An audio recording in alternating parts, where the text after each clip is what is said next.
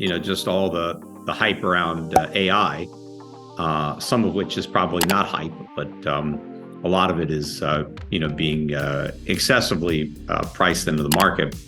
But I think it's all the weak economic data that continues to come out, particularly out of the manufacturing side. But I think investors are looking at all this data and concluding that the Fed is done hiking. And even if it's not done, there aren't many hikes left. And the data is so weak that the markets are starting to price in cuts.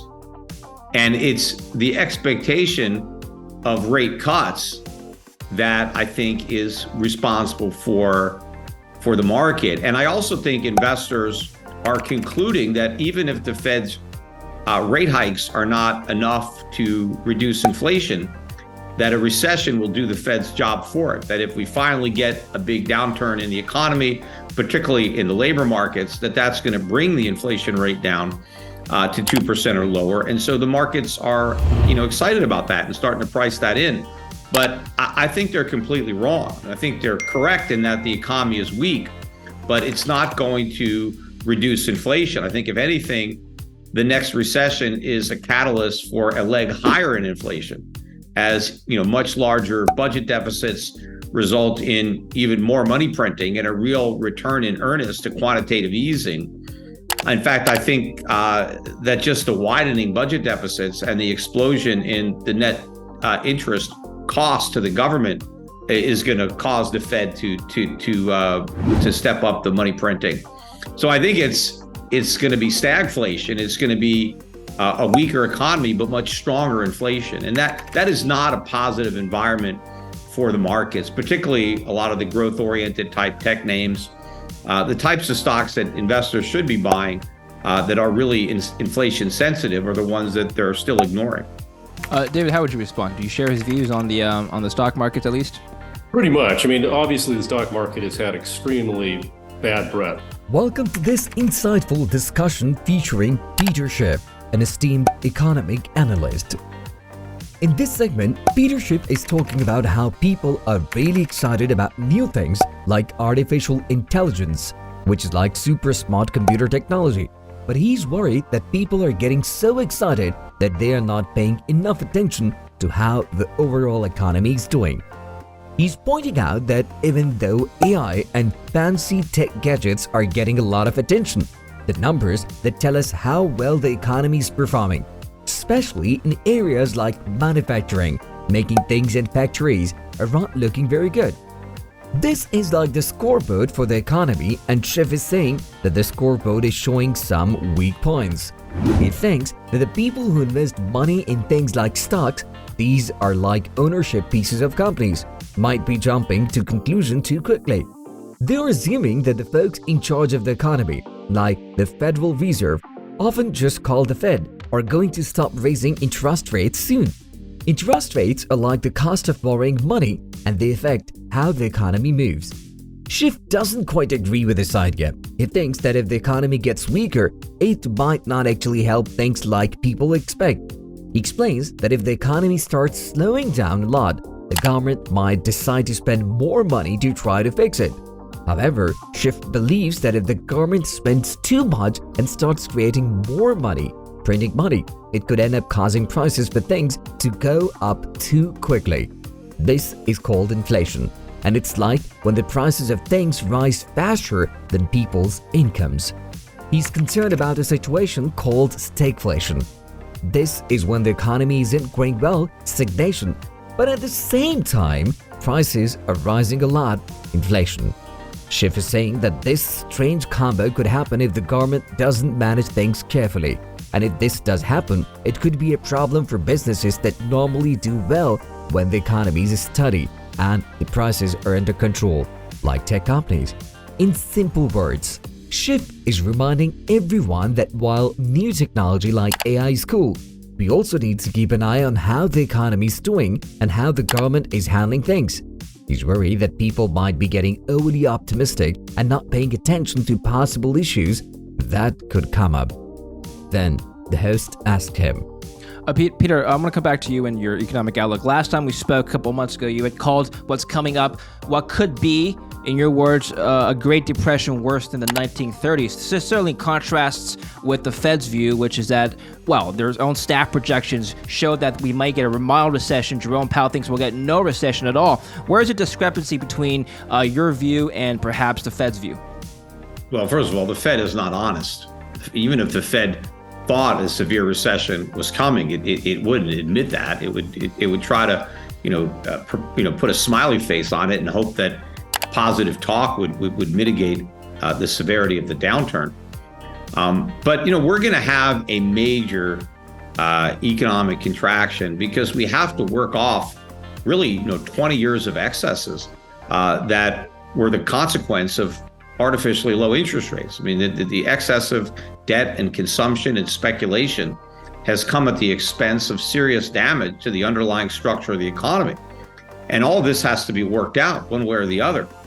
And so it's going to be a very painful process that is going to be elongated by government's efforts to mitigate it and get in the way, because the recession is the market's method of repairing the damage that was done as a result of all the malinvestments and misallocations that were a consequence of the Fed's manipulation of interest rates. But when the government tries to push back against that correction, it just elongates the process and makes it more painful, which is, what we've been doing. Every time we start to see a problem, we slash rates and print money.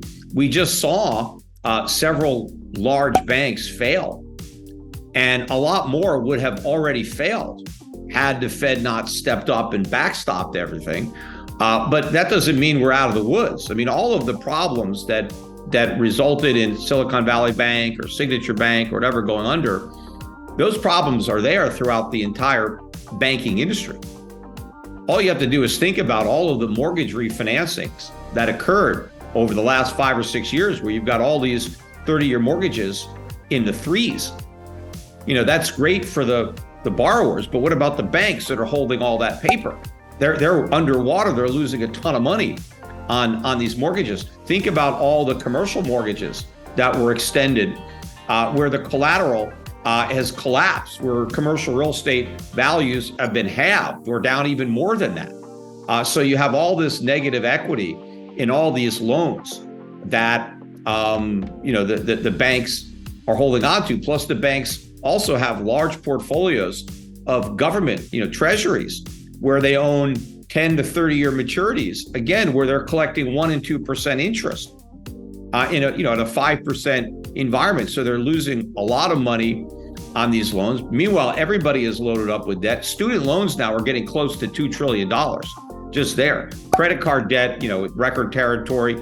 Everybody has debt. Corporations, just went on a debt binge during the era of cheap money.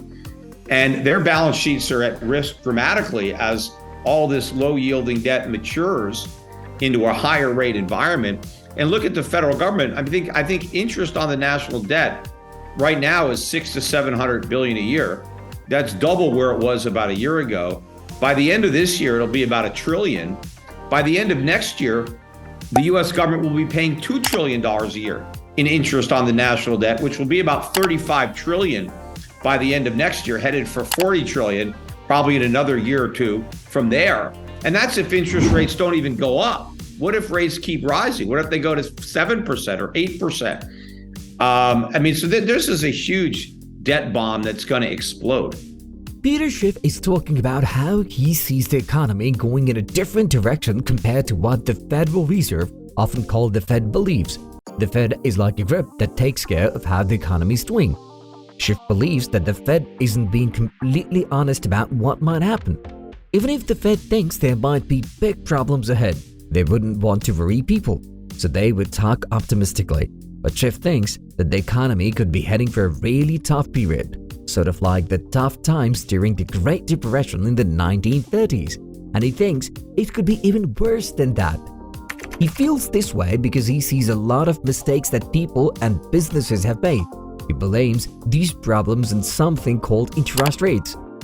Think of interest rates like the cost of borrowing money. Schiff says that interest rates were kept very low for a long time, and this caused people to borrow too much money, spend too much, and take big financial risks. Now, all these problems are catching up, and we have to deal with the results. Schiff believes that fixing these problems will be painful, and it might take a long time to make things better again. He thinks that when the economy isn't doing well, it's like the economy's natural way of healing itself.